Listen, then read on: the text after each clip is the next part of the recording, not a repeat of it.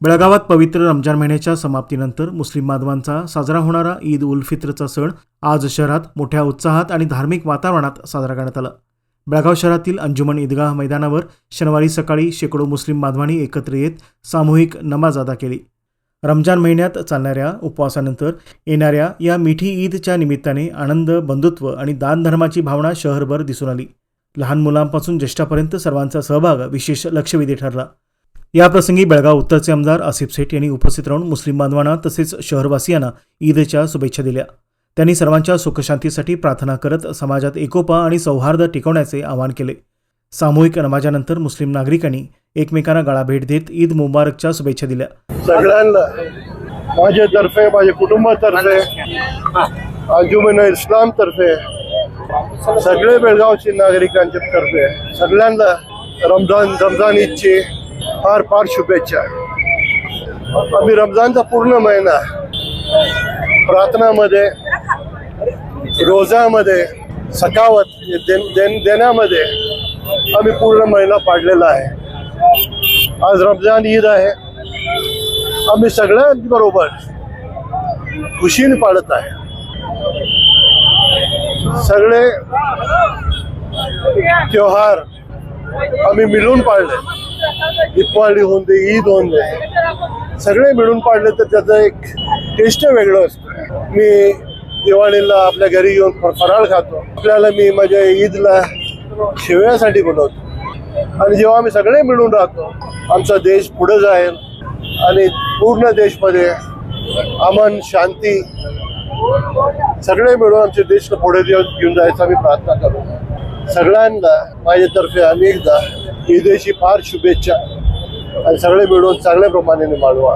Police department आहे, आपण पत्रिका मंदी आहे, इलेक्ट्रॉनिक मीडिया आणि प्रिंट मीडिया, कॉर्पोरेशन आहे, DC साहेब आहे, सगळे मिळून आम्हाला सहकार केलेला आहे पूर्ण महिनाभर। मी त्यांना सगळ्यांचा आभारी आहे, धन्यवाद म्हणतो आणि सगळ्यांना अनेकदा ईदेची शुभेच्छा देतो। युवा नेते अमान सेठ यांनीही सर्व समाजातील लोक एकत्र येऊन सण साजरे करत असल्याचे सांगत प्रेम, शांती आणि बंधुत्वाचा संदेश दिला। आप सभी को ईद उल फितर की बहुत बहुत मुबारकबाद। जैसे कि हर साल बेळगाव में ईद सिर्फ मुस्लिम भाई ही नहीं मनाते हैं, बल्कि मुस्लिम होने दो, नॉन मुस्लिम्स होने दो, सब मिल के मनाते हैं। तो इस साल भी वैसे ही मंजर दिखने मिल रहा है।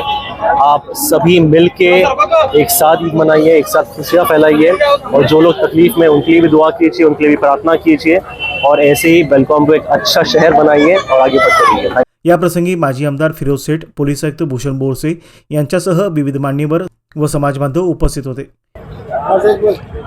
आज का दिन दुनिया भर में ईद उल फितर के नाम से मनाया जा रहा है। एक इस्लाम धर्म में एक सबसे बड़ा मजहब, सबसे बड़ा त्यौहार, जो 30 दिन के तपस्या ही समझिए उसको, उपवास और तपस्या के बाद लोग वो महीने में दान, धर्म और इबादत करते हैं अपने अपनों के लिए, अपने वतन के लिए, अपने शहर के लिए, अपने शहर के वासियों के लिए, सबके लिए दुआएं करते हैं, दुआएं मांगते हैं।